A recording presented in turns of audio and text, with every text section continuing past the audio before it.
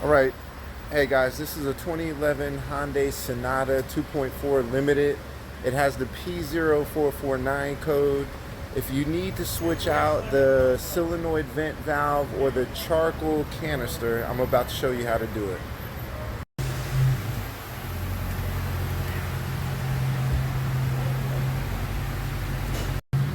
Okay, this is the driver's rear wheel.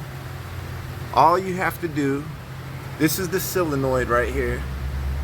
You can see that it goes into the gas line right there. That this side plugs into the canister right there, and the canister is actually this entire box.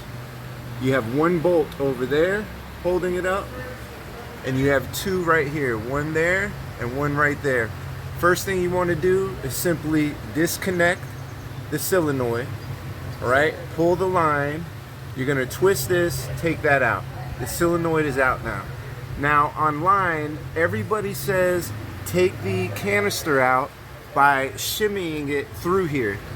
I did that the first time, and I don't know why. It was actually a waste of my time. I figured out a better way. So once you disconnect this line and this line, you're gonna remove this, which this is super easy. You're just gonna tap it from the back and it's gonna slide off. The fastest way to get the charcoal canister down is simply drop this bolt, which is going to give you space there, and come back to your rear exhaust. I'm missing a bolt right there, but those two right there. So you drop the exhaust with two bolts right there, one right here. Now you can simply take this whole canister out instead of having to work it around the trunk area. You need an extension with the 12 for those two screws right there. I mean, those two bolts.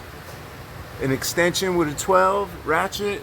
Over here I used a smaller ratchet handle so I could fit back there, but that's a 12 as well.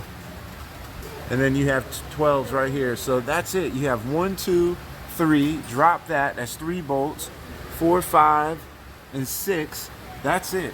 Super simple process. You can easily get this done within 30 minutes.